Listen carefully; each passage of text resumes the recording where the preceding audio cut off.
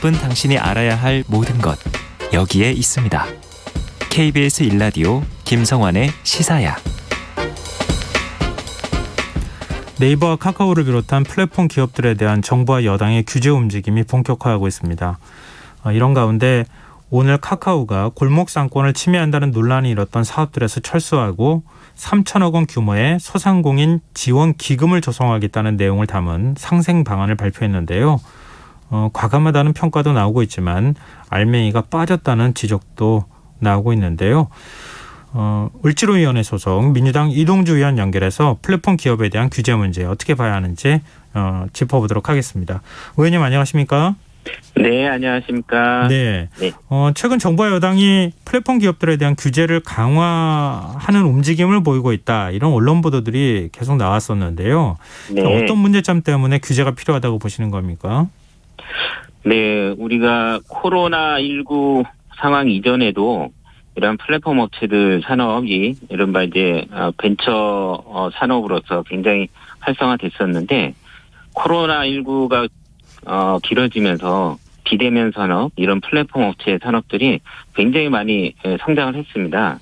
그래서 이런 혁신적 기술이 보급되면서 이런 걸 통해 갖고 이제 소비자들이나 사용자의 편익들이 증가한 긍정적인 부분도 있는데 이로 인해서 발생하는 부작용들이 좀 나타나게 됐죠. 예를 들면 이런 기술과 대자본을 앞세운 이런 빅테크 업체들이 네. 골목 시장에 소상공인들 업종에 침탈하는 문제, 뭐 아시는 것처럼 뭐 헤어샵이라든가 꽃집이라든가 어떤 뭐 이런 데다가 이제 진출을 직접 하는 문제가 있었고, 대리운전이나 카카오티 택시 같은 불공정 수수료와 관련된 거래 행위로 인해서 좀 뭔가 이렇게 좀 혁신적 기술을 통해서 어떤 산업 성장 이면에 시장에 대한 불공정 거래 행위들이 많이 민원이 제기되면서 이런 부분들에 대한 문제점들을 집중적으로 국회에서 좀 살펴보게 된 거죠. 을지로위원회가 최근 간담회를 열고 플랫폼 기업 관련 피해 사례를 모았다고 들었는데요. 구체적인 네. 사례 혹시 소개해 주실 게 있을까요? 저희가 이제 뭐 다음 카카오 말고도 뭐 쿠팡이라든가 배민이라든가 뭐 야놀자 등 다양한 사례들에 대해서 당사자들을 좀 불러서 의견을 좀 청취를 하고 있었습니다.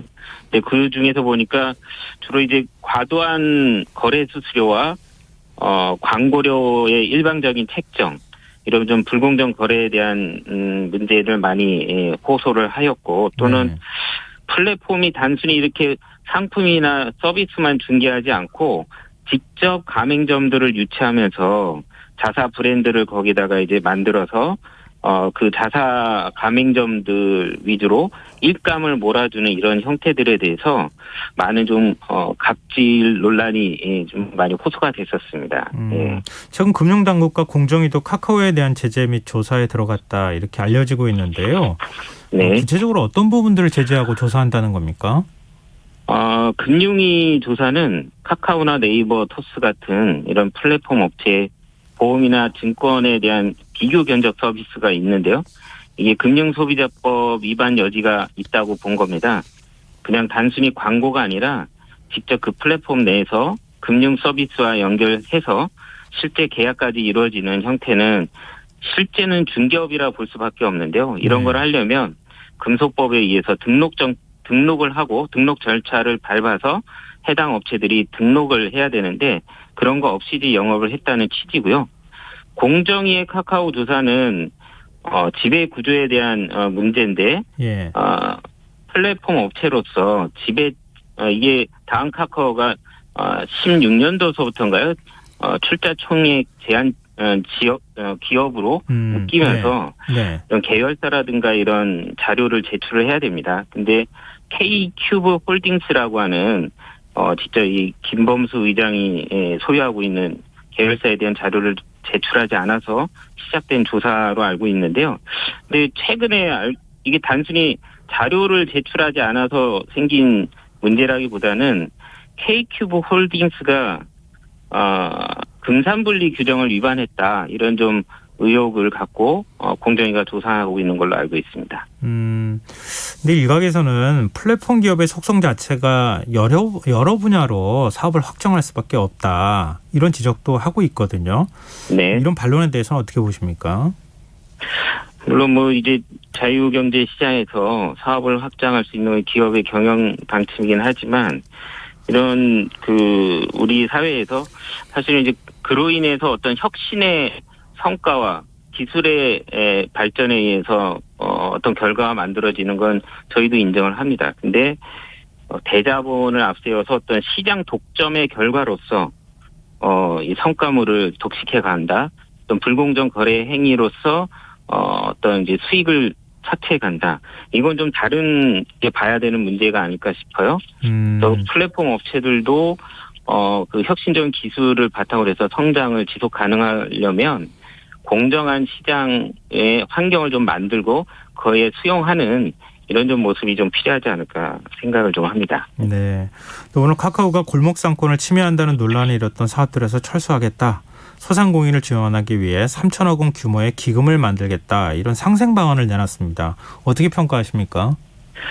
네, 일단 뭐 카카오가 어떤 여론이라든가 이런 부분들을 수용을 해서 환영을 합니다. 근데 이게 어떤 단순히 어떤 여론이나 규제, 국회나 어떤 정부의 규제로 인해서 사업을 철수하거나 상생 기금을 만든다고 하는 이런 걸 내놓는 것은 좀 부족하다고 봅니다. 조금 더 구체적인 상생안을 뭐 만들겠다고 말씀을 하셨는데, 네. 좀 더 구체적인 입장을 좀 내놔야 되고요. 이 과정에서 발생했던 문제에 대해서는 뭐랄까, 저는 공정위의 엄정한 수사와 어떤 그 조사 내용이 좀 선행이 돼야 된다라는 생각입니다. 근데 공정위가 조사에 나선 그 앞서 이제 가족들이 100% 지분을 갖고 있는 K큐브 홀딩스 있잖아요. 네. 이걸 사회적 기업으로 전환한다, 이렇게 밝혔는데, 그러면은 카카오하고는 어떤 관계가 되는 겁니까? 글쎄요, 뭐 사회적 기업으로 전환하겠다고 하는 내용은 제가 정확히 확인을 좀 해봐야겠는데, 네. 이전에 이제 어쨌거나 K큐브 홀딩스가 그런 금산 분리 규정을 위반을 했다면, 네. 그에 대한 그만큼 이제 재벌 기업으로 성장을 했으니까, 네. 그 과정에서 이제 법규 위반을 했다면 책임을 져야 된다고 보고요. 네. 이참에 저는 이런 제도상에서 드러나는 문제점, 플랫폼 업체들이 이렇게 성장을 해가는 과정에서 시장의 불공정 문제라든가 어떤 이런 소유 구조에서의 법규 위반은 없는지, 이런 것들에 대해서 전반적으로 정부나 국회가 관련 법규도 정비를 해야 되고 규정을 좀 만드는 게 우선 필요하다고 보고요. 뭐 개인적으로 그 기업이 뭐 사회적 기업으로 전환한다, 이런 거는 뭐 그 기업이 뭐 알아서 할 일이라고 생각합니다. 보다 이제 근본적인 대책으로 그동안에 거론되어 왔던 온라인 플랫폼 공정화법이라는 게 있잖아요. 네. 이 조성욱 공정위원장이 통과가 필요하다, 이렇게 입장을 밝히기도 했는데, 네. 민주당에서 추진하고 있는 법안, 구체적으로 어떤 내용입니까? 이제 당정이 협의를 해서 만들고 있는데요. 이른바 이렇게 플랫폼 사업자들하고 플랫폼을 이용하는 가맹점, 이용업체들 간에 표준 계약서를 좀 만들어서 서로 서면으로 교부를 한다든가, 혹은 이제 각종 불공정한 거래 유형들을 명문화해서 그걸 이제 법률로서 규정을 하고, 그 법률 규정된 부분들을 위반할 때는 어떤 벌칙 규정을 어떤 벌칙을 내릴 것인가, 네. 이러한 내용들을 좀 종합적으로 담아서 플랫폼 시장에 공정한 룰을 만들겠다, 이런 취지로 좀 법안을 준비하고 있습니다. 지금 여기에는 우리 이제 일반적으로 프랜차이즈 가맹점하고 가맹점 본사하고 가맹점 간의 관계, 이런 것도 다 포괄하는 겁니까? 아니면은 지금 그 카카오나 네이버 같은 플랫폼 기업만 얘기를 하는 겁니까?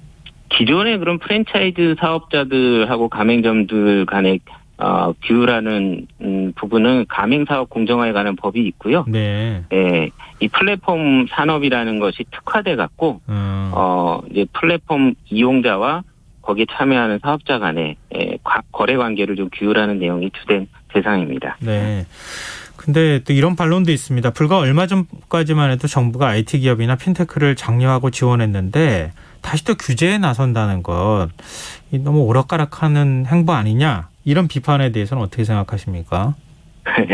근데 물론 정부가 이런 새로운 기술의 IT 기업이나 핀테크를 현재도 장려를 하고 있고 네. 앞으로도 이런 신성장 사업에 대한 투자나 성장을 장려를 하는 방침은 명확합니다.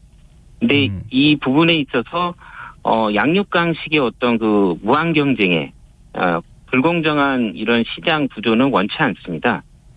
이렇게 된다라면 이런 불공정한 시장이 계속 된다라면 이렇게 새로 성장을 하거나 진출하는 벤처나 IT 업체들도 약자로서 피해를 많이 받을 수 있기 때문에 저희는 이런 공정한 룰을 세우고 공정하게 경쟁할 수 있는 환경을 만드는 게 필요하다라고 생각을 합니다. 근데 플랫폼 업계가 지금 뭐 카카오 같은 경우에는 계열사가 뭐 100개 가까이 된다 이런 얘기도 나오는데요. 그동안에 네. 정부가 지금 이렇게까지 이른바 문어발식으로 확장할 때 그때 이게 골목상권 침해하거나 영세 소상공인들을 좀 보호할 수 있게 조치를 좀 취해달라 이렇게 좀 요구를 해야 되는 거 아니었습니까? 너무 수소방관한 거 아니냐 이런 비판에 대해서는 어떻게 생각하세요?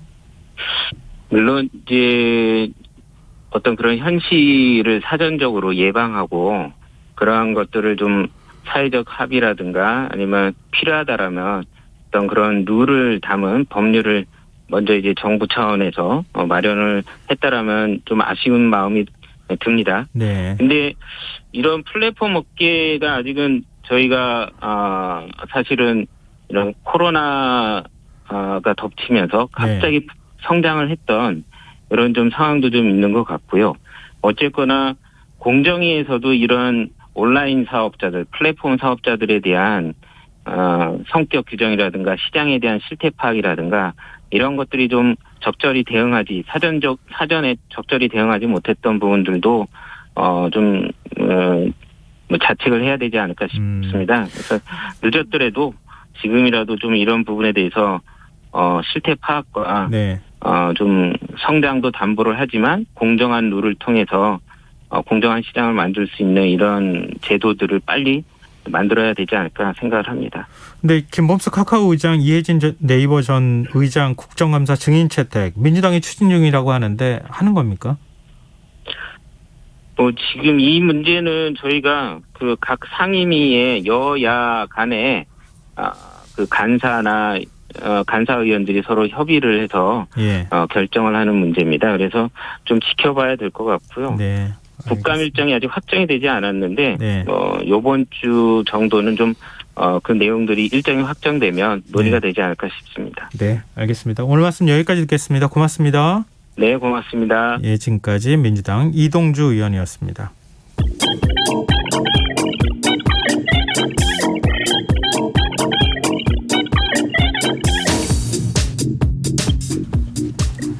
빅데이터로